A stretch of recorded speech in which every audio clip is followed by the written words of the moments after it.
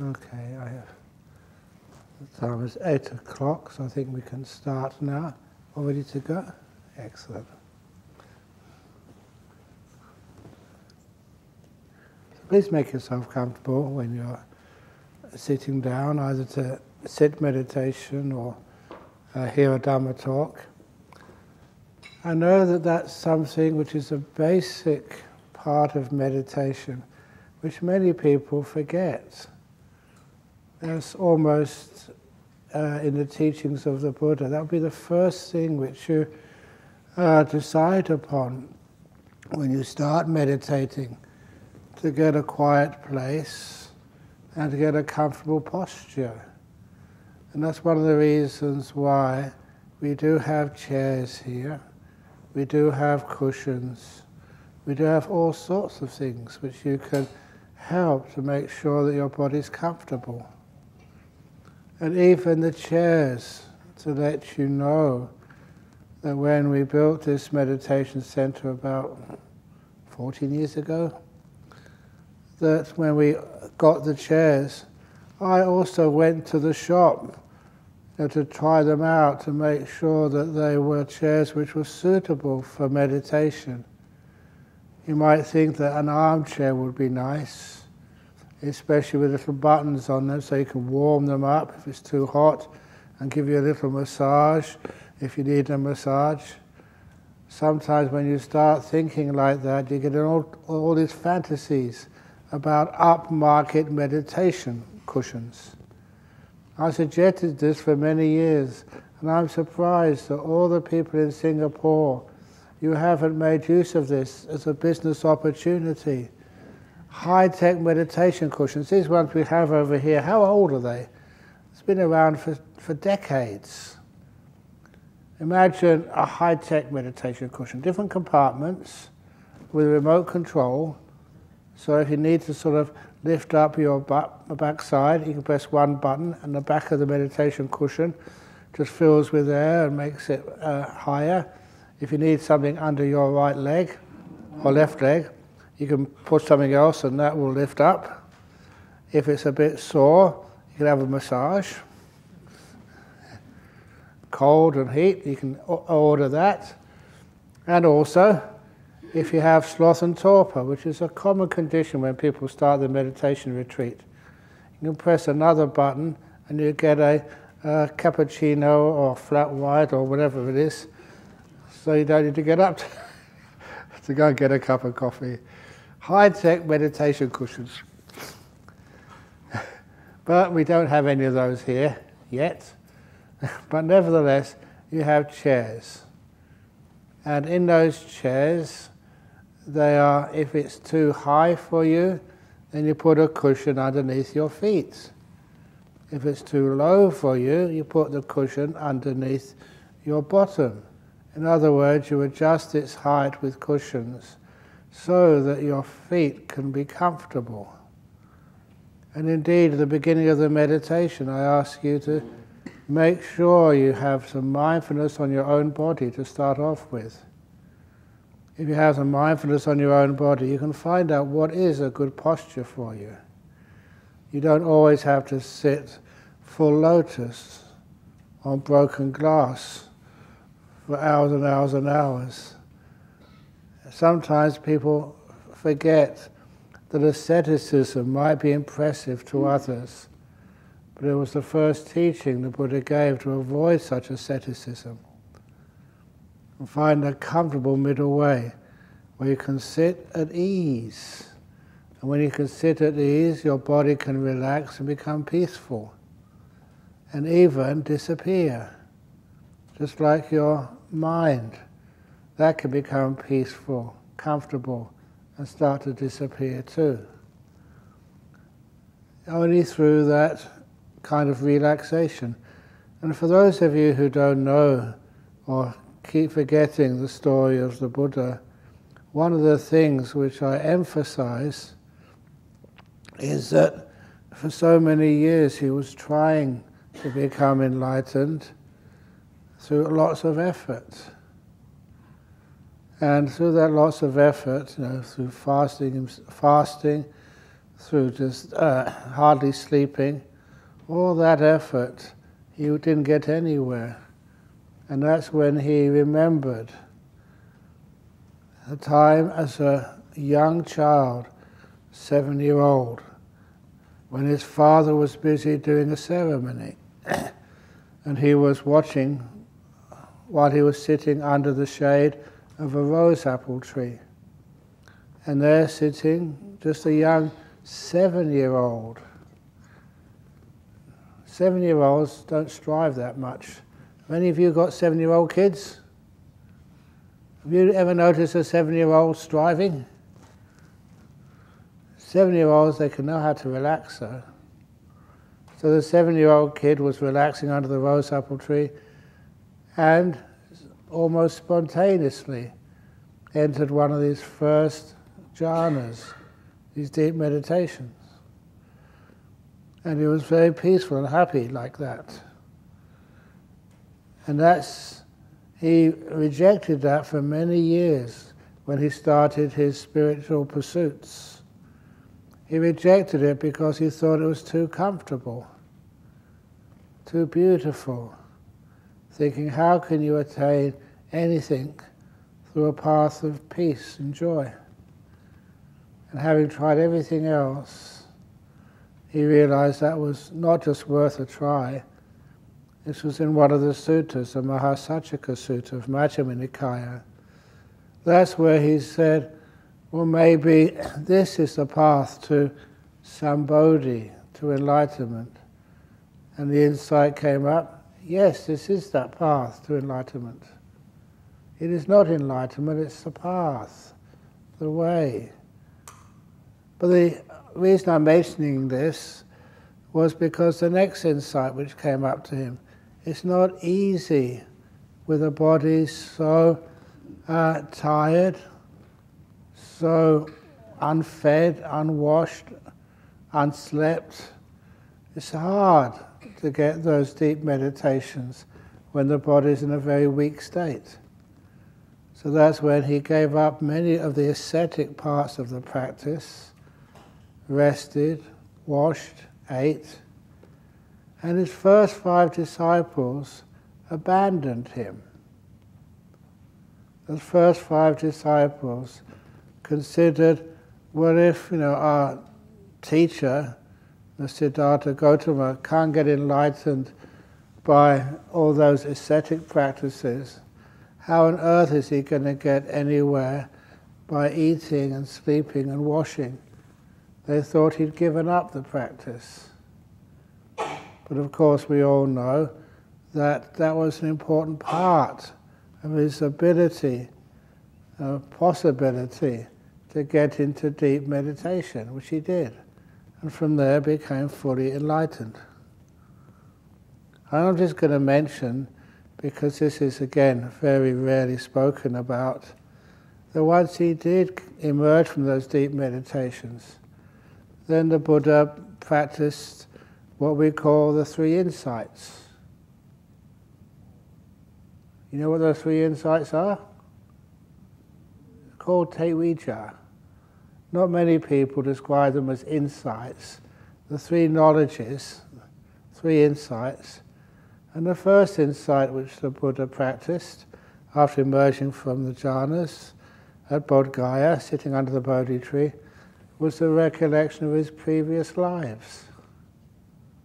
That is a real insight. And once he could recall his previous lives, which is not that hard to do if you emerge from a deep meditation and from a jhana, that's why for those of you who want to know how, just as you're emerging, you just ask yourself, what is my earliest memory? And if your mind is ready, if it is free of the hindrances, these memories will come up. And you can just go even earlier to all sorts of past memories. And you may think that, well, am I just imagining these memories? These days, there are so many records in libraries. It's not that hard to go to those libraries and check out whether a person of such a name in such a place, such an age, actually just did live. You can imagine how spooky that is. If you go there, go to the library, and you find the name of your previous life there with all the records, exactly what you expected. And that's actually there. And I mention this example because it's one of these Australians. He works for the Naval Reserve, at least he used to. And he was a naval officer before. And the last sort of person you'd expect to be like a spiritual guru or anything.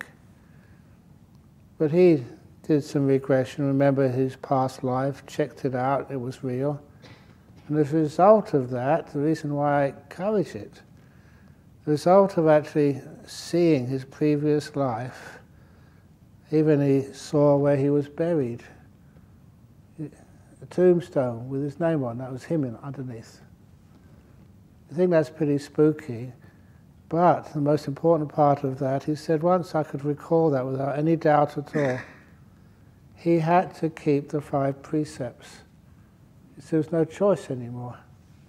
When he understood the truth of rebirth for himself, not by just logic or reason, just because he could remember clearly his previous life. And he had to start keeping the 5 precepts. He just couldn't take a drink of alcohol anymore, just couldn't do it. That's one of the fascinating examples and consequences of somebody who can recall past life. It's an insight which has an effect in your life. And anyway, the next 2 insights were the insight into karma, why we get reborn like this, why we have to keep going through these problems again and again and again. And having seen how karma works, how it really works, and little things about karma, which some of the things which I emphasize for each one of you. You're not a prisoner of karma in the sense you have to endure the results of all those bad deeds in the past. We always think negative like that, don't we? We never say have to enjoy the results of all the good deeds. But sometimes we feel we're a prisoner of that karma. But once you understand how it works, it is absolutely possible, with wisdom, to be able to let go, if you like, to forgive any bad deeds of the past, almost any bad deeds. When I first saw that teaching, that was a description of being a stream winner. A stream winner is no longer subject to rebirth in the lower realms.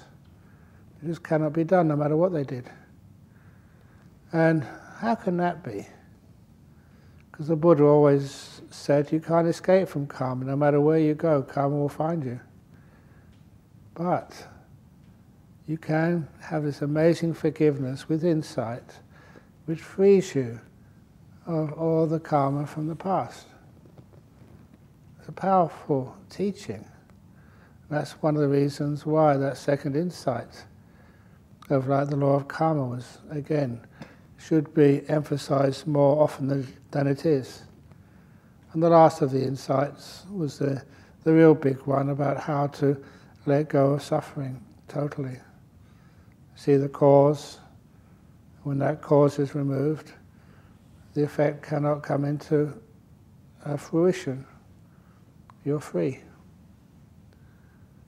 So anyway, those are 3 insights, but the main reason I got into this morning was to say that those type of insights, even the deep meditations are so beautiful, they'll only arise if you are reasonably comfortable.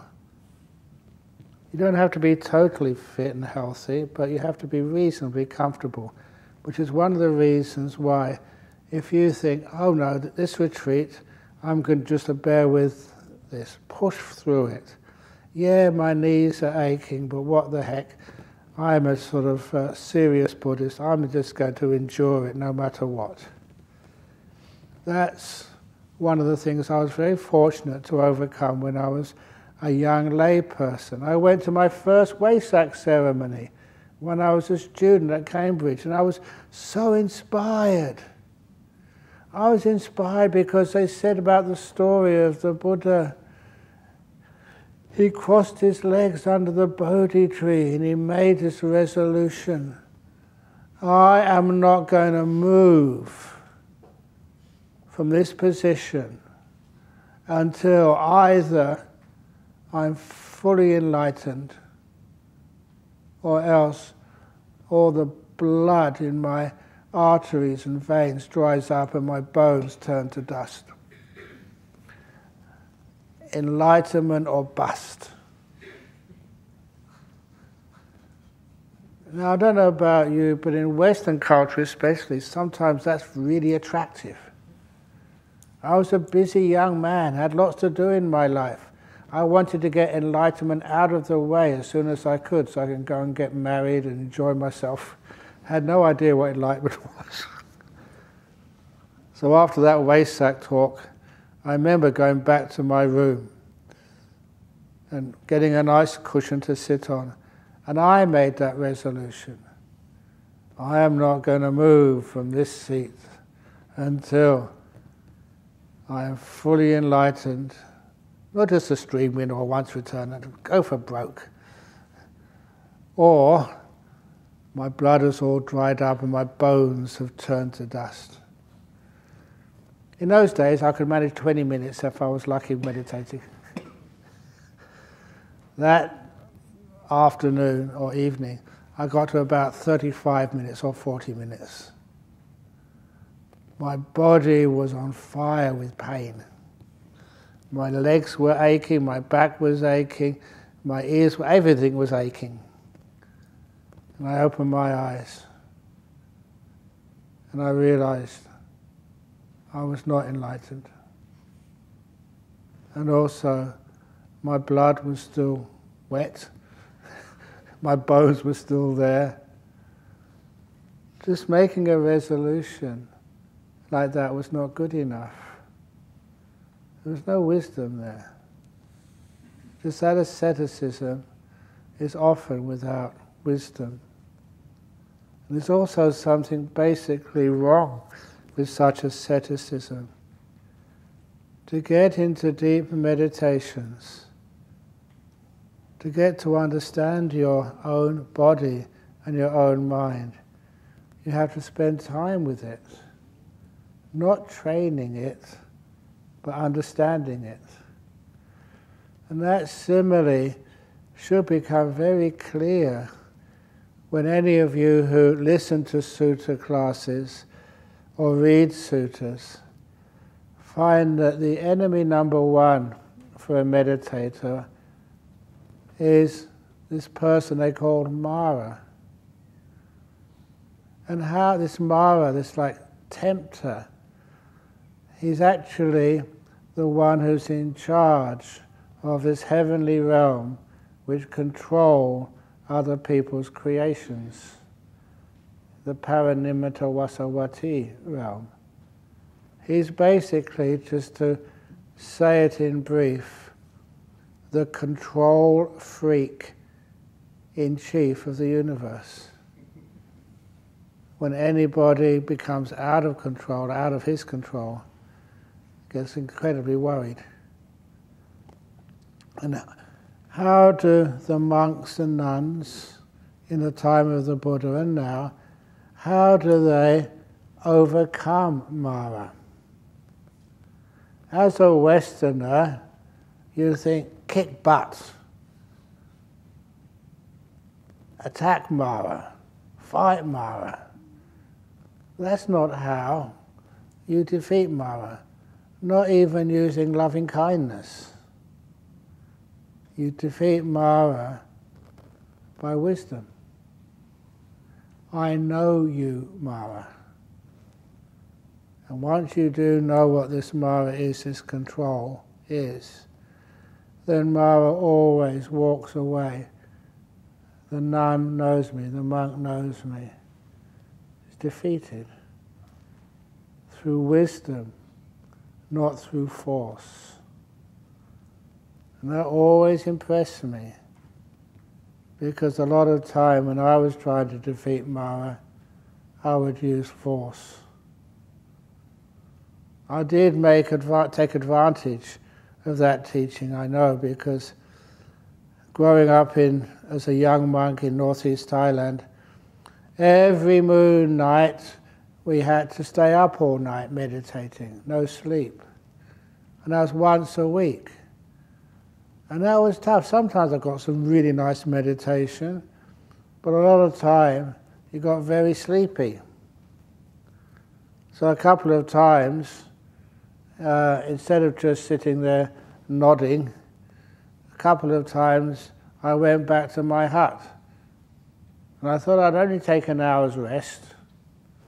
What happens when you're resting, you don't know what time it is, and you wake up early in the morning, you've fallen fast asleep.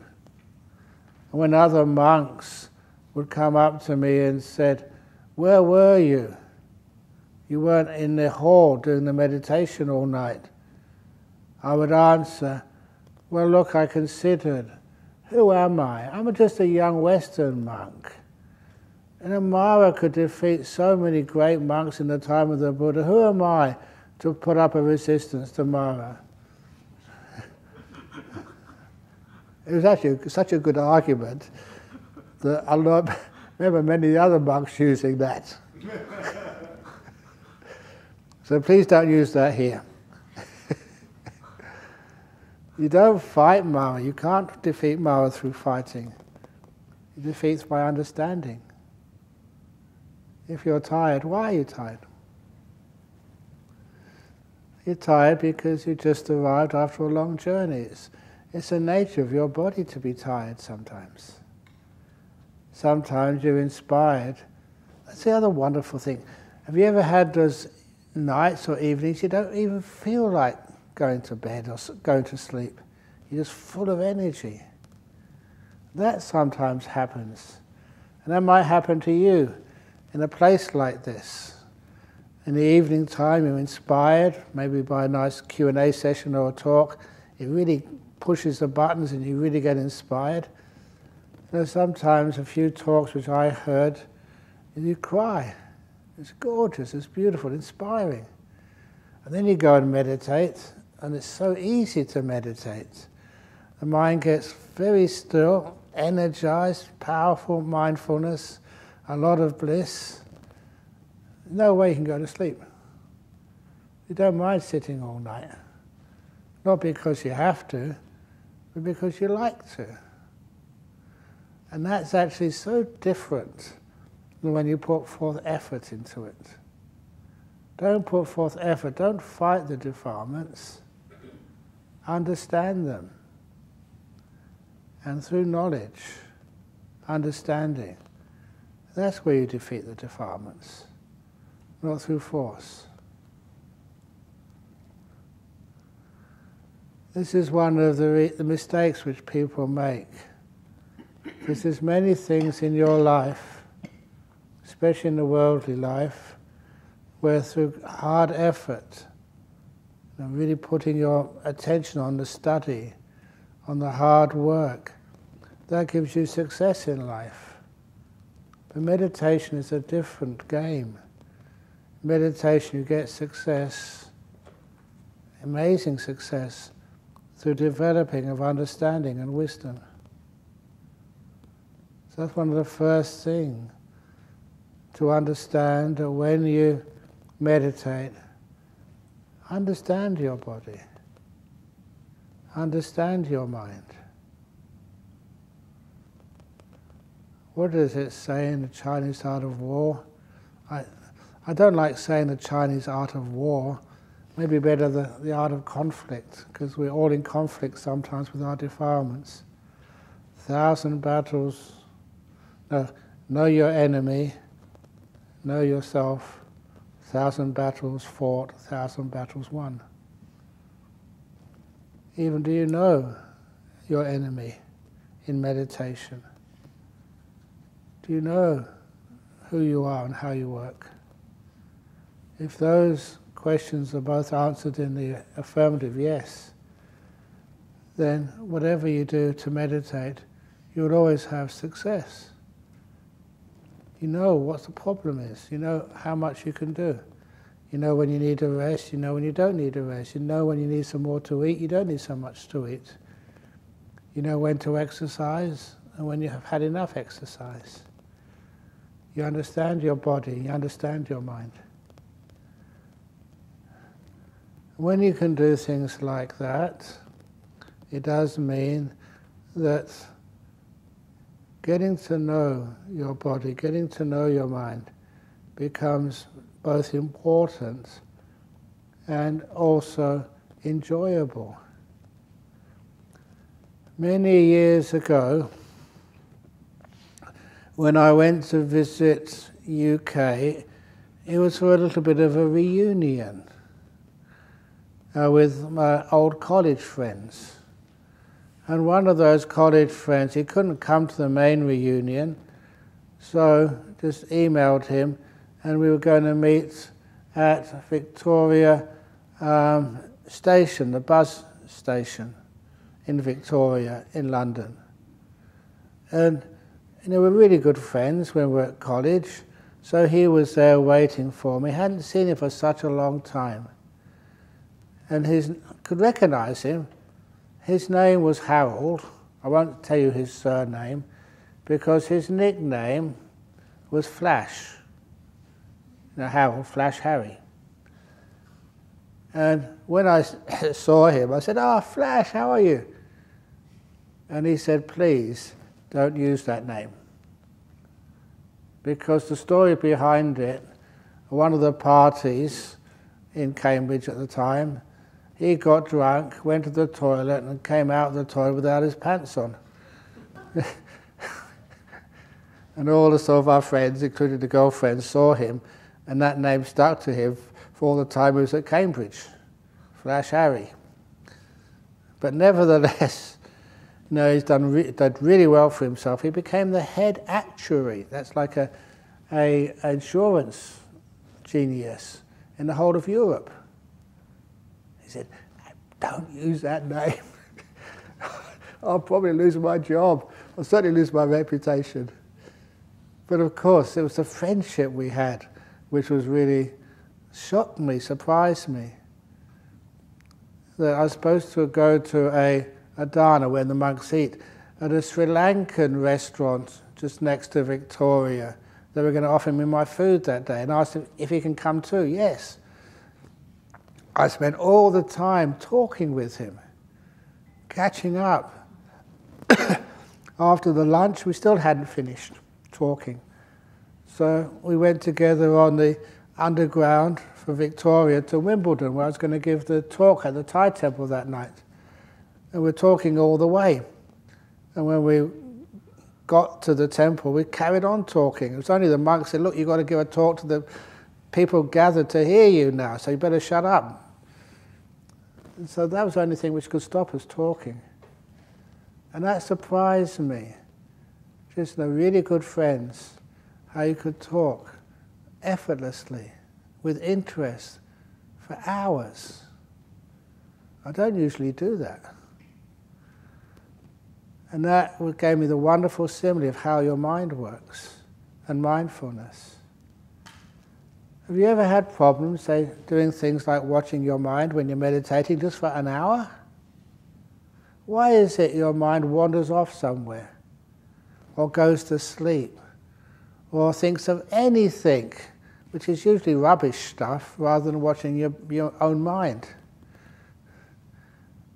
You understand why? Because you're not friendly enough to your own mind. You've got a bad relationship with your mind. Always trying to control it, trying to judge it, it's not good enough. Those of you again who have kids, always trying to encourage your kids to do better at school or in life. And sometimes your kids, they really get fed up with you. whatever they do, it's not good enough. And it's true, you can always do better, but it's good enough. And so because of that, it's like you understand this unfriendliness you have to people you love, especially unfriendliness to yourself, the unfriendliness to your own body and your own mind. Are you kind to your own mind? If it spent the next 6 or 7 days sleeping or getting on the internet and watching stupid internet stuff, would you feel bad about yourself?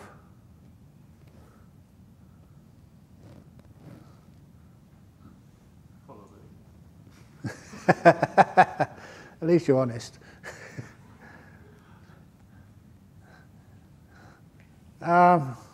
Okay. Sometimes people get offended when I tell true stories about myself.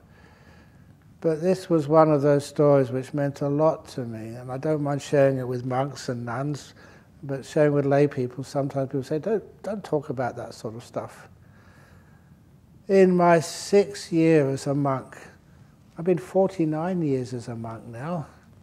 Next year is my 50th year as a bhikkhu, fully ordained monk. And so at the Buddhist Society of Western Australia, we're thinking about, what can we get you for your 50th anniversary as a monk? A gold watch? I said, no, we're not allowed to accept gold. We're supposed to be free of time. You get nothing, I don't want anything. But anyway, it's only 6 years as a monk. So I thought I was pretty stable. But I found this monastery in the north of Thailand. It was idyllic. One of the reasons it was idyllic for a monk who came from UK, England,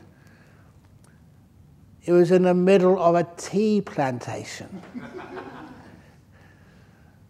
All around there were tea bushes all over the place, and very high trees as well. So I had as much tea as I needed, actually more than I needed. And also there were caves there, beautiful caves.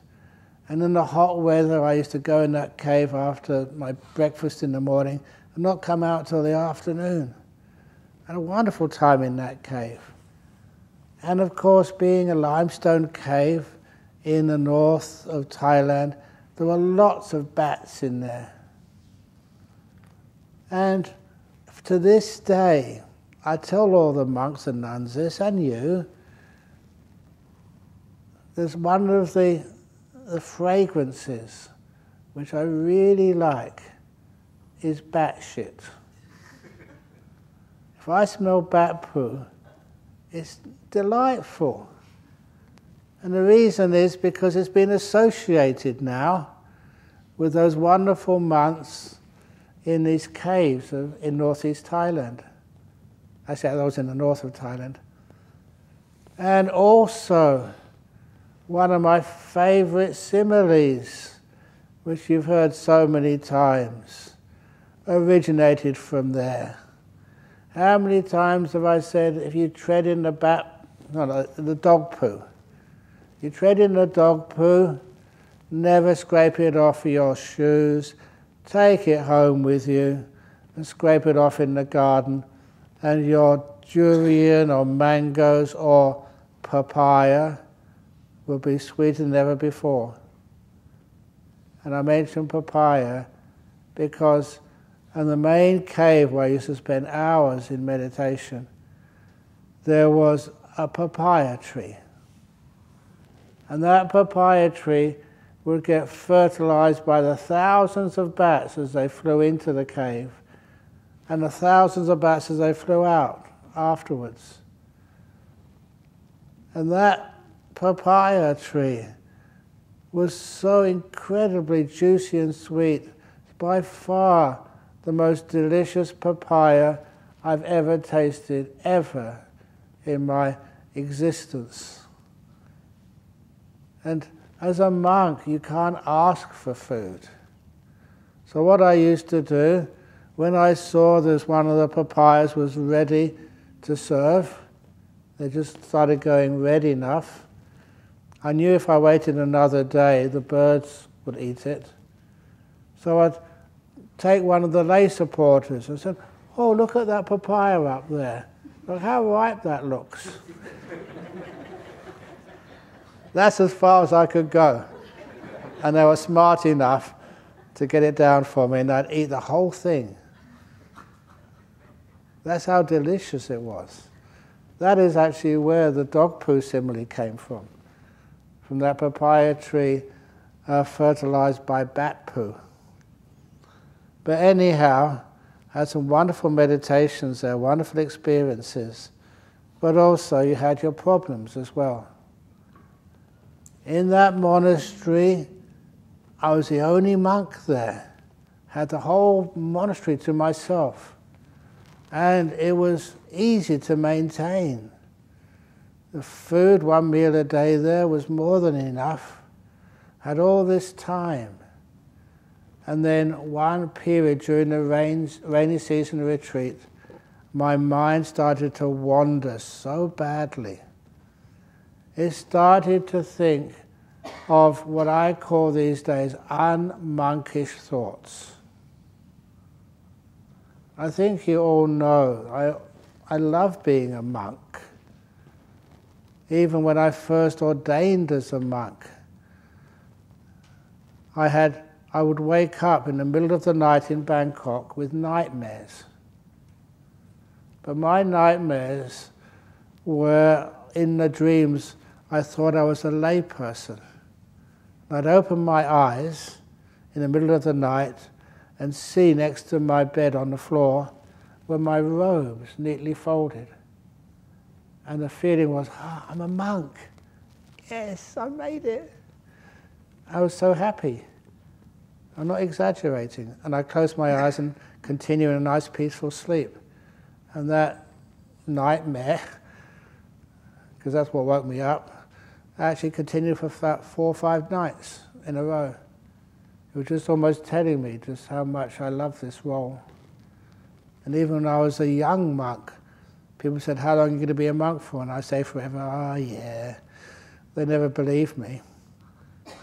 But one of the most, call it difficult times, I don't call it difficult, I call it really a huge amount of wisdom came from this. And when I started having unmonkish thoughts, I was still young at the time, only 28, 29. I had a good degree, lots of prospects in my life. I was young, fit, handsome. Believe it or not. We actually got photographs of me when I was young. So anyway, these thoughts started coming up. I wonder what she's doing, one of my ex-girlfriends. I wonder if she's still available. No, come on, stop it. And I wanted to go back to my breath. And I started watching my breath again. And then another thought came up. She may be, you know. No, stop it. What about the other girl? What about other girls in the world? And I started having all these fantasies. And I really tried to stop them, but I couldn't. And they got worse and worse day after day on this very bad week. See, we shouldn't call it a bad week. But I was struggling very hard. Because I was on my own, there's no telephones or anything there. So because I was on my own, I was just getting more and more crazy. And it came to like a crisis point. So I went down to the shrine, there was a big Buddha statue there, bowed 3 times. And I said, "Help." Because I was, sometimes in meditation, thinking too much, it's like you're going crazy. And when I said help, the insight which came up was to do a deal. That's how Westerners respond. Do a deal. And the deal was, my mind would behave and watch the breath for most of the day, but I give myself 3 p.m. to 4 p.m. every afternoon, where my mind was allowed to think anything it wanted to. The weirdest, most depraved, sexual, depraved fantasies, I would not stop you, as long as it's 3 to 4 p.m. every afternoon. I thought that was fair. The rest of the day you behave. Did it work? Much better than you can ever expect. Most of the day my mind was all over the place as usual, probably getting even worse. But the weird thing was, and I share this with you, this is where Mara is overcome through understanding, not through wisdom. From 3 p.m. to 4 p.m. So Mara is overcome through understanding, not through force. From 3 p.m. to 4 p.m. I sat down, leant against the wall to relax. Whatever you want to think about mind, you can now. And you kind of got shocked. The next hour, my mind watched every breath without missing one. No effort, no distractions, no weird thoughts. When I tried, the mind was going crazy. When I stopped trying, I was kind to my mind. It watched every breath easily. That's where I get being a friend to your mind. When you're a friend to it, it doesn't need to do all this stupid stuff. It's like my mind was throwing a tantrum. Watch your breath. No, said the mind. Come on, just watch your breath. No way, I'll watch something else. But when I said, whatever you need to watch, you can watch. Okay, I'll watch the breath.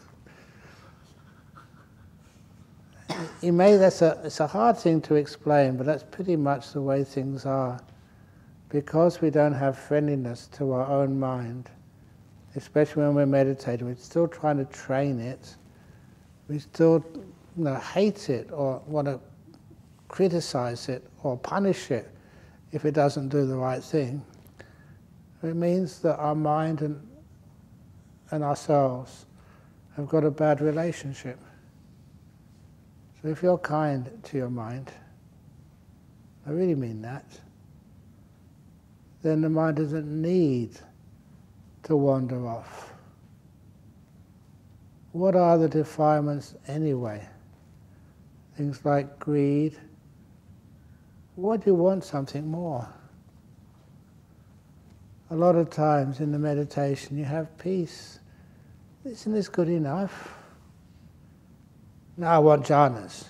Yeah, okay, so you get jhana. I want second jhana. That's not enough. I got that last year. Third jhana, please. I want to become a stream winner. Only a stream winner, come on. Okay, once returner. I want psychic powers. You know, there's no end of things to want. But every time you aspire for those things, want them, you're blocking them. Just be kind to your mind, be a good friend to it, get to understand it. And then your mind will stay with you. It won't go anywhere. The idea of like a wandering mind. Wandering mind, what the heck is that? Even, this is something which I mention, which is important. I travel a lot. Do I? In a week or two's time, going in aircraft all the way over to UK to help at Venerable Chanda's monastery. When you go in a plane, you say, is that tiring? Not really, because I never fly anywhere. I go in the aircraft and sit down, and the plane does all the work. I just sit down and relax. I don't fly anywhere. I close my eyes. When I open them again, I'm in a different country. When people ask me, said, are you going to be here next week? Yeah, I'm always here. Just here happens to be a different place from time to time. Sometimes here is Singapore, Sometimes here is Jhana Grove, sometimes here is Sydney, but I'm always here. Are you always here? Of course you are, if you know how to be mindful. So you're at peace. You don't need to wander anywhere. Wherever your mind goes, you go with it. You don't stop it and stay here and the mind goes somewhere else. Wherever the mind is, that's where you are. Can you call that a wandering mind? And be kind and at ease to that mind. When you're kind to that mind, the mind is happy to be with you. When it's happy to be with you, it is sitting here just watching your mind all day. What else can you do? It's not a training. It's a natural effect of loving kindness towards your own mind. Relaxation. That's one of the reasons why one of my sayings is always, please learn how to relax to the max. Sometimes people just thought that was just a joke or just like a slogan. Relax to the max. And I have to keep emphasizing just how profound that statement is and how that can describe the whole Eightfold Path, especially the part where we meditate. Do you know how to relax to the max? So your body feels so loose. It's one of the things which I do in meditation at the beginning, relaxing my body to the max. Sometimes you don't need to lay down. Laying down is, for me anyway, it's not that relaxing a posture. That's one of the reasons why you lay down, you have to turn later on. But sitting down, cross-legged, to me that's one of the most relaxed postures you can possibly have. You know, you feel your butt, you feel your legs, you put it in a nice position, and my back is usually likes to be straight. Relax the muscles in the shoulders, make sure the fingers feel okay, and relaxing all the muscles in the front of the face. When the muscles in the front of the face relax, you can feel it. Mindfulness allows you to have feedback, and when those muscles in the front of the face relax, a lot of the negative emotions vanish too. One of the things which I never expect, but which is true, and I encourage you to inquire about this, when your body is that relaxed, even if you're an old guy like me, then your body feels so comfortable. You get what I call the joy of relaxation. It's something real. You can feel the body feels just delightful. And at first I thought, monks aren't supposed to enjoy anything. At least that's what you tell me. But of course, when you relax to the max and feel that physical pleasure of relaxation throughout the whole body, I notice that that takes you to a deeper level of relaxation. It does not need to feel afraid of it. You learn how to relax your body so well, your health improves enormously. I don't usually have many health problems, but during the rains retreat, one acute problem, in other words, not long-lasting, I was having my lunch, and I think I coughed and swallowed at the same time, and a piece of food got stuck in my esophagus. I could still breathe, I could still talk, but you know, the path down to my tummy was totally blocked. So I couldn't even drink any water. You know, you drink some water and it comes straight out again. And one thing which I was very careful with is not telling anybody. It's hopeless. If I tell anybody that there's something wrong with me, Oh my, it's amazing. They just get so worried and concerned that they become the problem, not me. So please excuse me when I do this. I don't tell anybody. And then what happens is that, after giving some instructions to people, which was amazing, I could even do that, I went to my room, my cave, and just meditated. And you can actually see just when you do learn how to relax to the max, even though the tummy was obviously really thirsty, because nothing could go through. And then after relaxing so much, of course, what happened was the muscles in the esophageal tract, or whatever it's called, they eventually relaxed. And when they relaxed, then the food could actually come out. And that's just the end of the problem. But it was amazing that once that had happened, it was cured from meditation. Because of its cured through meditation, at that time, my mind was really peaceful, very still, and very joyful. So I remember just after it was the food had come out, and I had my first glass of water. Never in my life had I drunk water which was so pure and sweet. Normal water, which I drink every day, but because the awareness was strong, it was delicious water. And that really stood out. So what is happening is when you learn about your body and understand it, it's amazing how you can keep it healthy. Many people keep on telling me I should look after my body. You're so selfish.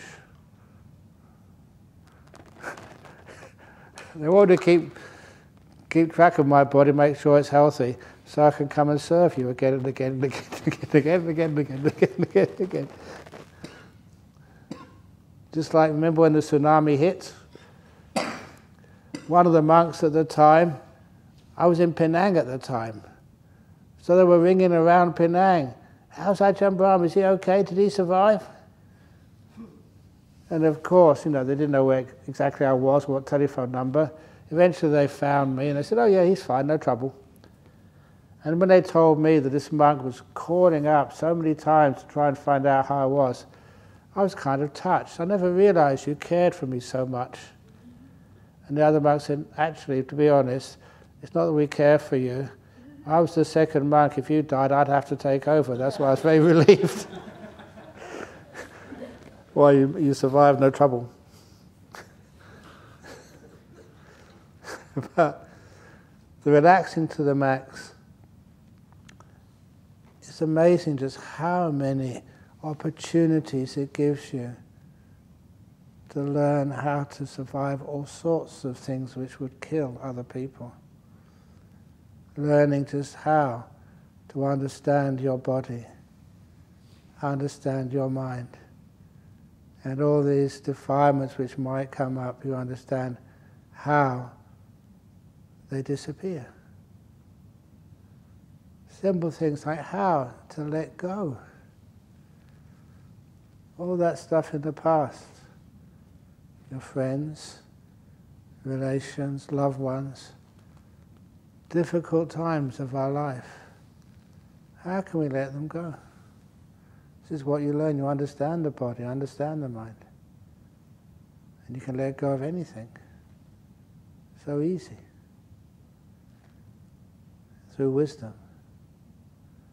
What a wonderful thing that is to learn. Which means that just in the middle of all sorts of crises, you can sit down there and be quiet. And even though people do bang the doors in your cottage, especially when they're trying to get to the morning chanting. I have my spies in this retreat. Oh please, doesn't matter being late for the chanting. You don't have to be on time, but just be quiet. When you get up quietly. Get up like a ghost. no one hears you. Open the doors like James Bond on a mission, so no one can even notice that you've left your bedroom. And open the doors and you close it just so silently. So please do that. Learn from that. And that kindness for other beings teaches you how to be kind to your own body and mind. So you can sit down and say, watch your breathing, as if the mind doesn't get disturbed. You're just watching. That's its home. And it loves being with you. And then it becomes delightful. The delightful mindfulness. I keep on calling that the pivot point of meditation. You're sitting down, your eyes closed, the breath comes to you and it's gorgeous. If you see I don't know how many of you saw the almost full moon when you went back to your hut last night.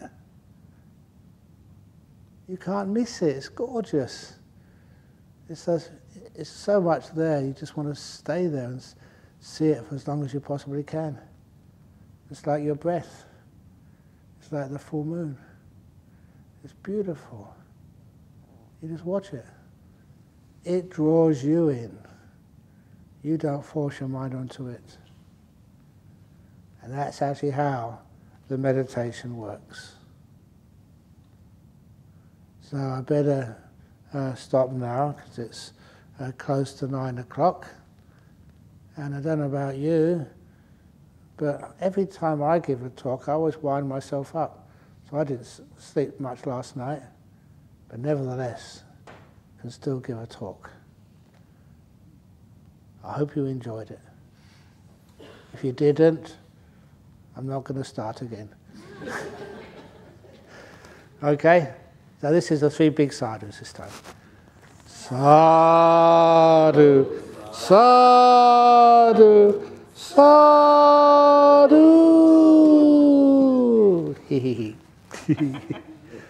Okay. And so I clarified this afternoon's schedule. And basically this afternoon's schedule isn't one. Yeah. So in other words, no sutta class this afternoon, no interviews, no lunch. No, we have a nice lunch together. So please take a rest if you need a rest. And also, even though there'll be nothing formal here, you can always come in here to meditate for any time, but please, if you come here to meditate, don't bang the doors and don't talk in here.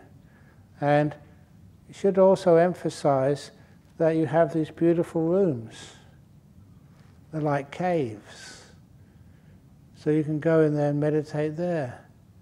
In your room, you have the solitude. You have the toilets right next door. So you can sit in there as much as you wish. And even just do walking meditation in there, slow walking. The rooms should be well used. Not just the bed, but the space outside the bed. To sit, to walk, have a very peaceful time. Is that okay for you? Okay, great.